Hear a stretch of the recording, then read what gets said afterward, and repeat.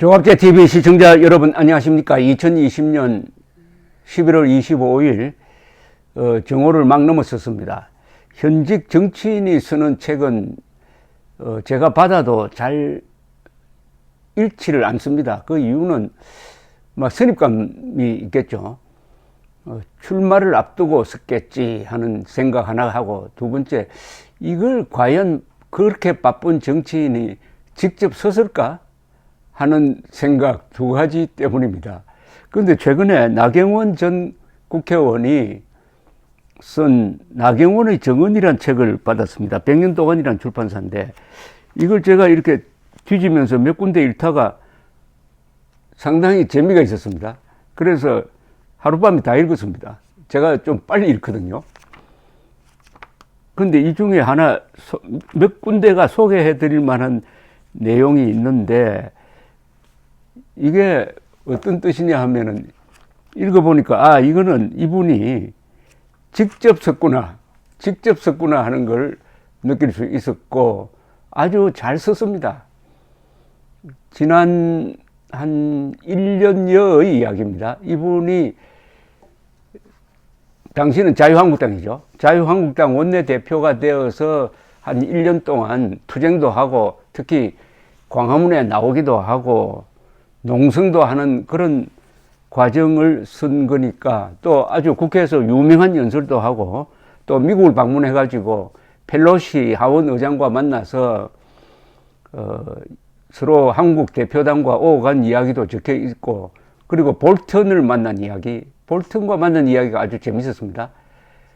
등등을 보면서 이거는 좀 전해드려야 되겠다는 생각도 들고, 저도 새롭게 정치인들이 현장에서 이렇게 뛰는구나 하는 걸 느꼈습니다.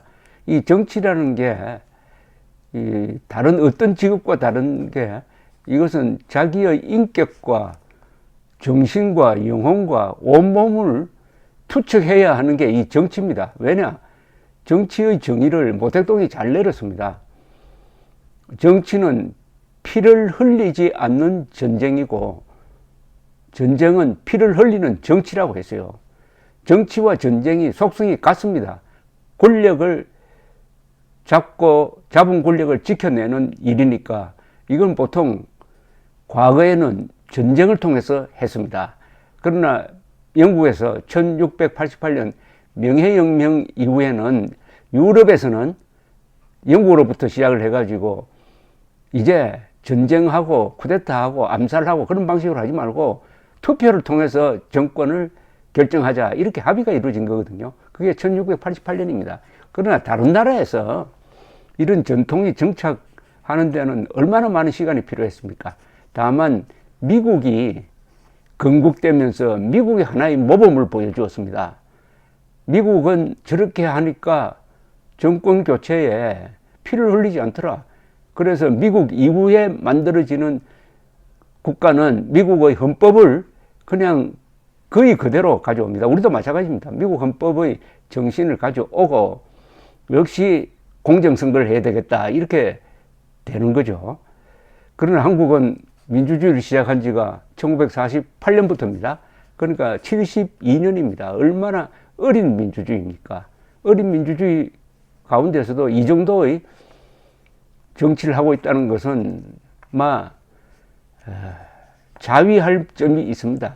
스스로 위로할 점이 있습니다만은, 그러나 목표를 여기 두면 안 되죠. 더 높게 해야 되는데, 그런 맥락에서 이 나경원 의원의 이야기 중에서 제가 한 대목 소개드리고 싶은 거는, 이 서울법대 동기였던 조국 씨에 대한 추억, 그리고 그것과 연관되어 가지고 1980년대의 대학 분위기, 운동권, 좌익 운동권이 휩쓸던, 그때는 민주화 운동이라고 그랬죠. 민주화 운동 속에 좌익 운동권이 결국 주도권을 잡았습니다. 이게 참 어떻게 보면은 오늘의 불행을 예고한 것이었는데, 그 속에서 나경원 학생은 왜 운동권에 가세하지 않았느냐 하는 자신의 설명이 있습니다. 이 대목은 상당히 흥미롭기도 하고, 지금 오늘 이 집권 세력을 바라보는데 어떤 시각을 제공하는 거라고 생각을 합니다. 제가 읽어드리면서 중간에 설명도 해드릴게요. 똥파리 82학번, 나중에는 386이라 불리게 되는 서울법대 동기, 함께한 별다른 추억이나 일화는 없지만 조국과 나는 학부와 석사과정을 같이 다녔다. 은사이신 최종고 교수님이 낸 서울법대 시대라는 책을 보면 대학원생이 여러 교정에서 교수님을 모시고 찍은 사진 중에 조국과 내가 함께 나온 것도 있다. 대학 시절 조국 전 장관의 별명은 알려진 대로 입 큰 개구리였다. 그는 다소 천진난만한 캐릭터의 소유자였다. 학생 식당에서 학우들끼리 밥을 먹고 있는데 불쑥 나타나 혼자서 뭐라 중얼거리다 이내 사라져서 피식하게 만드는 싱거운 남학생이기도 했다. 동기들보다 어려서일까? 좋게 보면 열정 넘치고 호기심 많고 사회의 때가 전혀 묻지 않은 느낌이기도 했다. 그런데 사회에 나와 활동하다 보니 나와 조국이란 사람은 참 많은 부분에서 생각과 지향점이 다르다는 것을 느낄 수 있었다. 그렇다고 그를 딱히 멀리하지는 않았다. 내가 초선 때 형사법적 인권을 다루는 토론회에 형법학 교수인 그를 토론자로 섭외하기도 했으니 진영은 달라도 나름의 인연은 이어온 셈이다. 그러다 그가 나에게 깊은 섭섭함을 안겨준 게 바로 2011년 서울시장 보궐선거 때다. 그가 나를 수장의 성별만 바뀌었다는 등의 말로 공개 비판을 하며 참으로 열심히도 박원순 후보를 돕고 나선 것이다. 보궐선거 패배 이듬해 총선에 나가지 않고 야인으로 돌아간 내가 한창 스페셜 올림픽 코리아 활동에 여념이 없던 어느 날 조국 교수 집안 어른의 부고를 접하게 되었다. 빈소가 강남 성모병원이었던 것으로 어렴풋이 기억나는데 내가 빈소에 들어서자 조 교수가 설마 내가 올 줄은 상상도 못했다는 듯 흠칫 놀란 표정으로 나를 맞았다. 우리가 각각 다른 길을 걷고 반대되는 진영에 속해 있을지라도 그런 인간적 도리에 대해서는 정치를 굳이 개입시키고 싶지 않았던 것 같다. 조국의 진보 집권 플랜이 구상한 그대로는 아니었지만 문재인 일파는 9년여 만에 정권을 탈환했고, 문재인 일파라고 했네요. 정통성을 인정 안 한다는 거죠. 조국은 마치 각본에 서 있기라도 했던 것처럼 문정권의 초대 민정수석이 되었다. 말도 많고 탈도 많은 수석 시절은 그러나 법무장관 35일에 비하면 그런 대로 평온한 날들이었다. 그 조국 한 사람 때문에 온 나라가 두 패로 갈려 대치한 것도 기가 막히지만 나를 포함해 오랫동안 대학을 함께 다니며 그를 막연히 나이스한 동기 정도로만 알던 사람들은 뒤늦게 드러난 그의 모습에 안타까움을 금치 못했다. 대통령까지도 한번 해보겠다는 친구가 왜 그랬을까? 30여 년 전 관악 캠퍼스의 풋풋했던 대학생 나경원을 떠올려본다. 대학생인 나는 어떤 모습이었을까? 어떤 사색, 어떤 고민에 사로잡혀 있었을까? 1980년 5월에서 겨우 2해가 지난 1982년의 봄, 게다가 관악으로 옮긴 지 겨우 8년 된 캠퍼스는 황량했다. 정권의 정통성에 대해 운동권이든 아니든 대학생이라면 많건 적건 의구심을 가지는 분위기여서 봄이 마냥 봄이 아니었다. 사복 차림의 전 의경들과 함께 등하교하면서 동기들 중에도 일찍부터 학내에서 최루탄에 짱돌로 맞서는 이들이 있었다.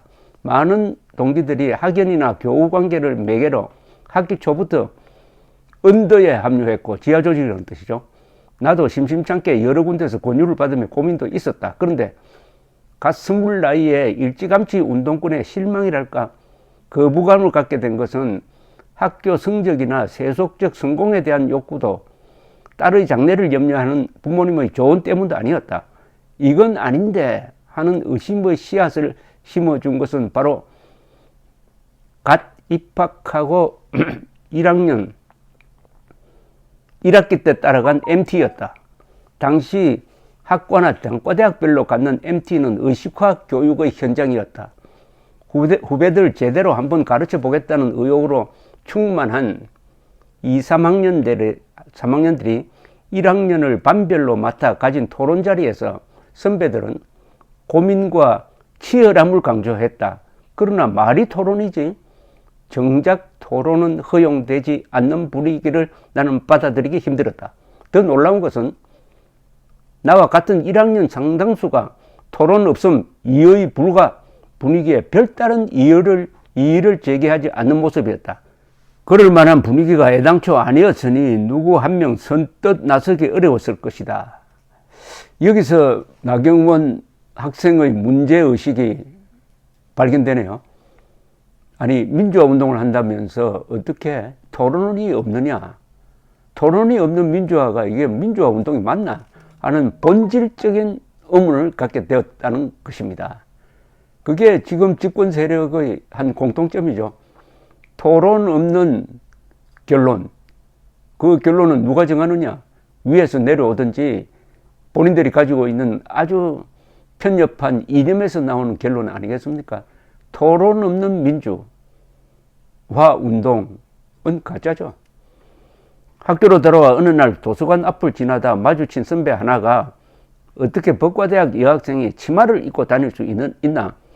사회에 대한 고민이 부족하다고 했다. 아니, 고민이랑 치마가 무슨 상관이지? 이런 비슷한 글로 그 전에 이미 몇 차례 혼란을 겪어본 나는 그날 처음이자 마지막으로 선배들에게 대들었다. 맨날 고민을 말하고 치열함을 말하는데 어떤 생각이 맞는지 치열하게 토론은 왜 안 하느냐고 따졌다. 격론이 벌어졌지만 형식뿐이었다. 답은 정해져 있었고 우리에게는 그 답에 따르는 외에 다른 길이 없었다. 격론이란 내가 은성을 낮추지 않았고 적잖은 동기들도 나경원이 말이 맞는 것 같다며 거들었기 때문이었다. 그중엔 지금 이름을 대면 알만한 사람들도 몇 있다. 이게 그때 내가 아주 잠깐 직접 겪어본 운동권의 반민주적인 민낯이다. 살아오며 나와 비슷한 대학 초년 경험을 토로하는 사람들을 많이 보았다. 사실 그 민낯을 확인하는 데는 아주 잠깐의 경험이면 충분할 것이다. 그럼에도 그 시절 투쟁은 높이 살만한 행위였다.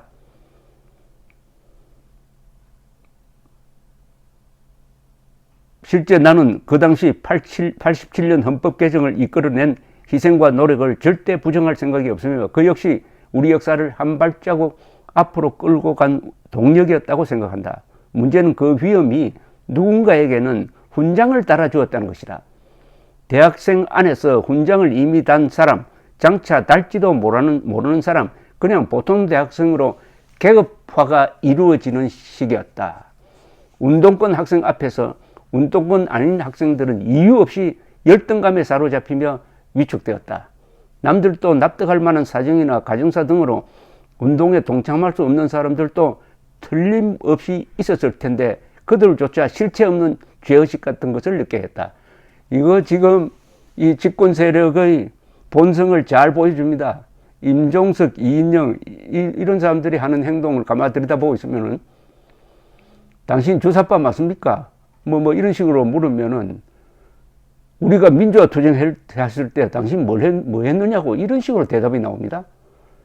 그러니까 민주화 투쟁한 것을 벼슬로 여기는 거죠. 벼슬로. 또 벼슬로 여기는 정도가 아니라 거기에다가 여러 가지 막 특권까지 보태가지고 민주화 운동했다 해가지고 돈 받고 하는 또 무슨 취직할 때 특혜를 주는 이런 식으로까지 계급화가 이루어졌다. 이미 80년대 초반 캠퍼스에서 그런 분위기가 확산되고 있었다는 것을 알 수가 있습니다. 아니, 모든 국민들이 그러면은 돌멩이 들고 화염병 들고 시위하면서 그 80년대를 보냈으면은 그 경제는 누가 만들어내고 안보는 누가 지킵니까?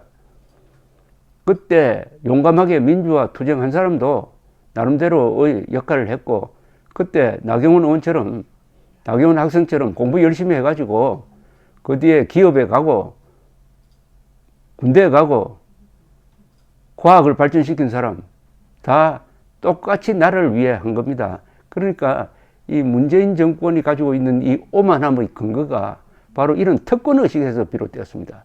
그리하여 이 정권은 지금 신종 양반 세력이 되고 있습니다. 저 조선조 때 없어졌던 그 양반이, 조선조 때의 그 양반 세력이 지금 모습을 바꿔가지고 좌익 양반 세력으로 바뀌었고, 그 양반 세력을 구성하는 사람들이 우리나라에서 지식인이라는 사람, 노동자 또는 법조인들, 이런 사람들이란데 문제의 심각성이 있는 거죠. 그러다 보니까 군인, 기업인, 과학자, 자영업자, 열심히 생활하는 사람들이 피지배계급 비슷하게 된 상황을 알 수 있게 합니다. 2010년 지방선거 때 한나라당 서울시장 후보 경선에서 나와 후보 단일화를 이뤘던 원희룡 제주도 지사도 대학 동기다. 그런 대입 학력고사 전국 수석답게 첫 학기에도 완벽한 학점을 받았다. 그런 원희룡을 선배들은 넌 이기적이야, 운동 같은 건 안 할 거야 라며 놀리곤 했다. 그 원희룡은 지금 나와 함께 보수 정치인의 길을 걷고 있다. 동기 중 운동권이라면 강철 서신의 김명환도 빼놓을 수 없다. 주사파 대부로까지 불리던 김명환은 막상 김일성을 만나고 돌아온 후에 북한 인권운동가로 변신했다. 그는 2020년 9월 한 인터뷰에서 학교 때 시위 현장에서 조국 봤다는 말 못 들었다. 운동권이라면 육수품에도 못 들어간다고 했다. 실제로 조국은 막상 대학 때는 운동권으로 분류되는 인물도 아니었고, 지명도에서는 원희룡의, 파급력에서는 김명환에 비할 바가 못 됐다. 박사과정 마치고 울산대 교수 때 산호맹 사건에 엮인 게 오히려 생뚱맞았달까? 그 조국만 바른 길로 돌아오지 않았다. 아니, 반대쪽으로 더 멀리 갔다. 11.6과 광주 직후인 1980년대 운동권의 아우라는 40년 가까운 세월이 흐른 지금까지도 위력을 발휘하고 있다. 그때에 비하면 우리 사회는 민주화와 탈권위주의가 돼도 한참 됐다. 그럼에도 우리 때 운동권 출신들은 여전히 민주투사라는 시대에 어울리지 않는 완장을 차고 자기들과 노선을 함께 하지 않는 이들을 도덕적으로 천박한 계층으로 깎아내리고 있다. 1982년 대학 1학년 때 목격하고 느낀 윽박지르는 분위기가 지금도 지속되고 있다는 생각을 지우기 어렵다. 이제는 그 사람들 윽박지르던 이 세력이 그때는 선배가 후배를 윽박질렀는데 지금은 정권을 잡고 국민을 윽박지르고 있다는 이야기 아닙니까? 그 운동권 출신들이 몸은 21세기 강남에 살면서 머리는 1970년, 80년대 캠퍼스와 공당과 농활 현장에 머무르고 있는 이율 배반적인 모습으로 사회 전 영역에서 권력을 손에 쥐고 주류 교체를 외치고 있다. 그 신주류의 몸통이 바로 문재인 정권이다. 2018년 연말 문재인 대통령이 성탄절 메시지로 박노해의 그 겨울의 시를 인용한 것은 그들의 머리와 가슴이 시대를 따라 성장하지 못하고 20살 시절 산업화 시대의 언저리를 아직도 방황하고 있음을 여실히 보여주었다. 통렬한 비판입니다. 이 나경원 의원이 말만 잘하는 게 아니라 그 말을 뒷받침하는 이런 문장력이 있네요. 우리 때 대학은 의식을 선진화시키는 훈련보다 의식화에 매몰돼 있었던 것은 아닌지 반성해 본다. 정치 사회를 이끌어갈 엘리트다운 소양과 의식을 키우는 노력이 민주화라는 시대적 요청의 뒷전으로 밀려버린 것은 아니었을까. 그럼에도 토론은 어디 있느냐며 눈치켜 뜨고 선배에게 대들었던 1학년 나경원의 모습은 돌이켜봐도 제법 대견스럽다. 나와 운동권의 정치적 대결은 어쩌면 그때 시작된 건지도 모르겠다. 86세대 운동권의 학내 기득권이 대한민국 기득권으로 굳어가는 이 시점에서 내가 해야 할 일이 무엇인가. 조국 사태를 겪고 40년 전을 돌이켜보며 더욱 또렷하게 직시할 수 있었다. 요 정도에서 끝내겠습니다. 그런데 학생 나경원이 대견스럽게 보입니다. 제일 사람이 어려운 게, 특히 이 지식인 사회에서 여러 사람이 저쪽으로 가는데, 그건 아니다. 라고 맞서는 게 참 어렵습니다. 그게 상당한 용기인데, 근데 그때 맞선 사람의 인생의 진로가 그 순간 바뀌어지는 경우도 있습니다. 그때 따라갔느냐? 이거 아닌데 하면서도 대중의 힘에 눌려가지고 따라갔느냐? 아니면 욕을 먹더라도 나는 못 가겠다. 라고 자기 정체성을 지켰느냐 하는 것이 인생의 분기점이 되는 경우를 저는 많이 보았습니다. 어쨌든 오늘 제가 소개해드린 이 내용은 상당한 역사성이 있습니다. 제가 1980년대 캠퍼스를 경험하지 못한 사람이니까 제가 말하는 것보다는 바로 그 현장에 80년대 대학을 다녔던 사람, 그리고 그게 문제의식을 가졌던 나경원 의원의 이 생각에 상당한 의미를 부여하고 싶습니다. 감사합니다.